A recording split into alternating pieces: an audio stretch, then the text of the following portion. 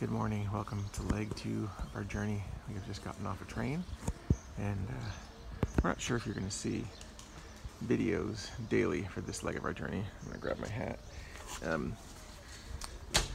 because we're not quite sure where we're going to be going yet. Our original plan was to do another 3 weeks on stuff we haven't walked before, but if you read my posts, you know that might not be happening. Anyway, we have a couple days to decide because that turn doesn't come up for like 2 more days. So we just started our second day of leg 2. We really didn't video much yesterday because, well, there wasn't a whole lot to see. It kind of poured last night, and we might just make this a compilation video for the week, I don't know. And we've kind of stayed off the Camino, but it really doesn't look so bad. I mean, it poured. I mean, I had to shut the window of the albergue because the wind and the rain was just blowing through, and I was on the other side of the room. So it got really hot in there, but because of Spain. And that's probably another reason why it's pretty dry now. Because, well, it's Spain, and there's no water in the air. And there's a car. It's like we're in France or something. Our first café con leche and tortilla de patatas in Spain. It's worth showing. Nice little bar, just taking a break. Because, yeah, we didn't have much for breakfast except like a quart of milk. Actually, it was a liter. It's a nice little bar here, though. Anybody want to play food? You haven't seen this bridge in years, and it's a really cool, long bridge. So, figured we'd just show it to you. I mean, the cars are on it. I think the Camino probably used to go on it, because if this bridge is like this, there must have been water down here at some point in the past. I mean, not yesterday, or last week, or even last year. But I'm guessing this used to be water. One thing that also makes me guess that there used to be water here is the way the bridge is built. If you've read Pillars of the Earth, which I have because of my friends Danielle and Monique, you can see at the base of each of the arches there's a structure made out of stone that in Pillars of the Earth, I think it's Merthin that makes them when the bridge collapses, blah blah blah. Anyway, it's to divert the water so that not all the force of the water goes right up against the support. So that's my guess. I'm sticking to it. But here's definitely something new. We have crossed this bridge every time we've come in to Lyon. And right now, it's closed for whatever reason. So we've got to follow provisional signs. So I've got a couple guesses as to why they've sent us off of where that main road was and where that bridge was and put up these temporary signs. The first guess, and it's possible, I know there's 2 bridges we have to cross by the main road. The first one we saw didn't look like there's a problem. Second one I know is wooden, so perhaps there's a problem with that. Now the other guess, which might even be more plausible as we come down this hill, I'm gonna let this biker go by because he's going faster than us, but is that there's a lot of people that complain that the Camino isn't very pretty sometimes coming into and out of cities. And I say to myself, well, the Camino's not always going to be pretty. I mean, 1,000 years ago, 1,500 years ago, whenever this thing started, it was a pilgrimage. The point wasn't to go take a walk in the park and see beautiful sights all day long. You know, they struggled just to get where they're going. Now it looks like we're going to get a good view of the city up here, but it's still a pilgrimage whether you're a pilgrim or not. Whether you're here just for exercise, whether you're here just to take a vacation, it's still a pilgrimage. It's not going to be easy all the time. It's not going to be beautiful all the time. So you just kind of got to live with it. John Brierley writes something about that in his book, speaking about how advancements and stuff take away from what the modern day pilgrim needs. And I love his book, don't get me wrong. He's got great guides about where to go, where to stay, even as an app, and I do use that.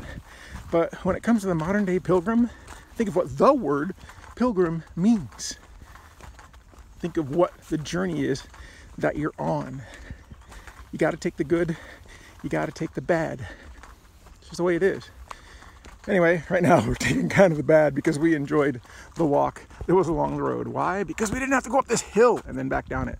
There's actually a lot of things to see in Lyon, and this is a Gaudi building here, not too far from Cathedral. And I don't know what this building is. It's kind of neat too, though. It's got those flags. We're gonna head up to the Cathedral. We'll show you that. You can see the tip of it from here. So we're outside the cathedral. We did come up and look at it. It's probably the only cathedral in one of the major cities we have not gone inside yet, because, you know, the whole fee thing. There is a way to go in to pray, but right now the cathedral doesn't seem to be open at all. They're doing some construction renovation. So it looks like Rob's not going to the cathedral this year either. You know, I'm sure we'll be back again. There's a bell. It's a beautiful place. I'm sure it's pretty beautiful on the inside too. We're out here outside the Parador in Lyon, which at one point in time, many years ago, was a pilgrim's hostel. There are 3 of these that I know along the Camino that were pilgrim hostels, and then it turned into 5-star hotels, which this is now a 5-star hotel, so we have not been inside it. But if you watch the movie The Way, yeah, it's one Martin Sheen and the gang hang out at. I think I've said that before in a video like years ago, but you know, you get to hear it again. The other 2 are in Santo Domingo de Calzada and Santiago de Compostela, which I actually did stay in one year, thanks to American Airlines and the miles that allowed me to secure it. It's a neat old place. I always thought this was an interesting church. I don't know if we've ever showed it to you before actually, but yeah, it's like modern or something. So I'm not sure if I showed you this place before. This is the Albergue de Peregrinos, San Martin del Camino. Now, I didn't stay there last night. I've stayed there in the past. When we get around these trees, I'll kind of show you why, because being from California and worried about earthquakes, there is this huge cement water tower right there. I mean, I don't know how it stays up. I mean, it's heavier than anything, I'm sure. And it's right next to that. You know, if there was an earthquake and that thing fell the wrong way, man, it would take out the Albergue de Peregrinos. I mean, earthquake, hurricane, a terrible flood.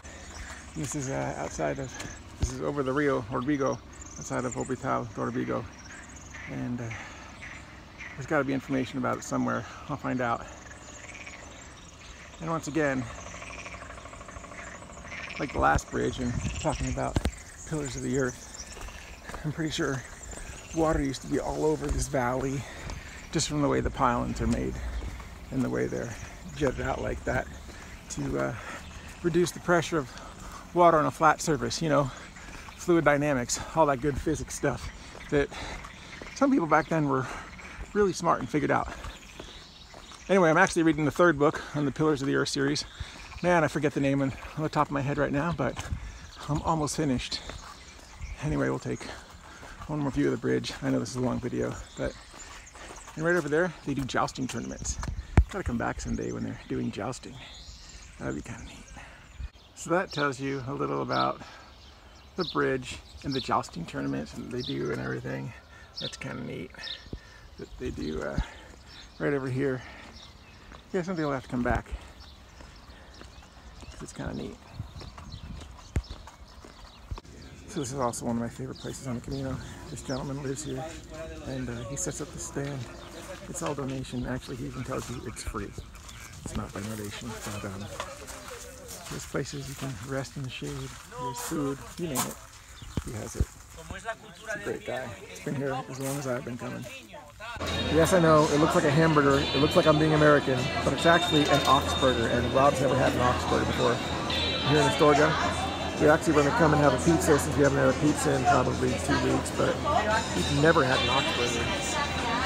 It's happening here.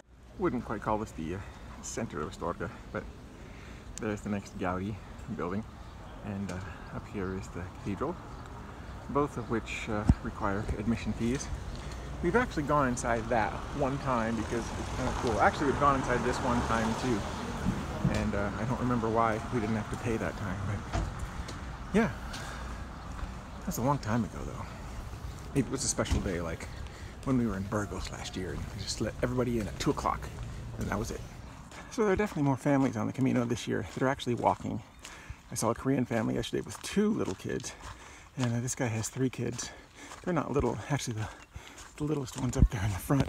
But funny story, yesterday at that really cool place where the guy had set up in the middle of a field in the middle of nowhere, and he had free drinks and free food and free everything, and he said it was free, but of course you always leave a donation.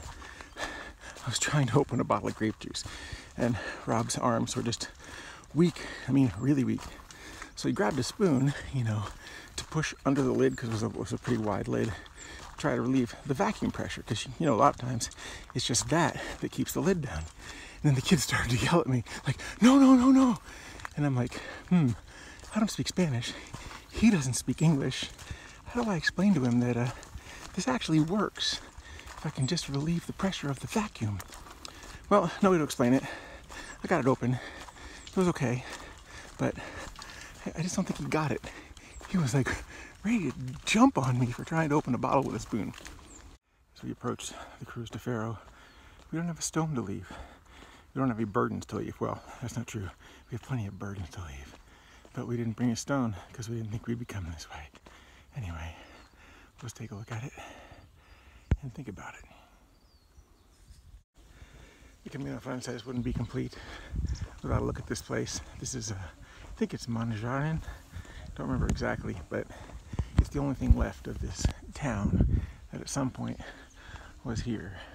I don't believe he has electricity. If he does, by generator, but it's not albergue. You can stay there if you want, but it's very rustic, and the whole town is bad building.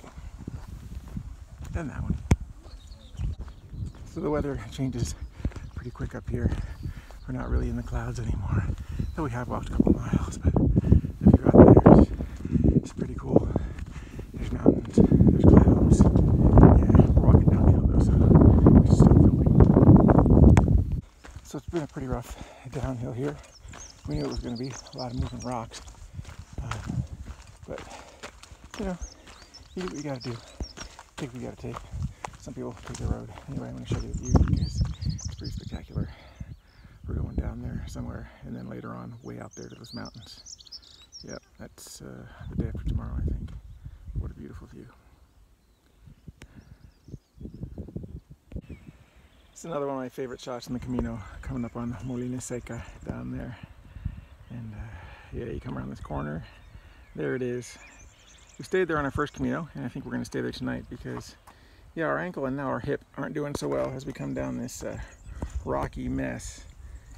It rained a little while ago. It's not too bad. I mean, it's in the sun, so it's dried up pretty quick, but oh yeah, not good for the joints.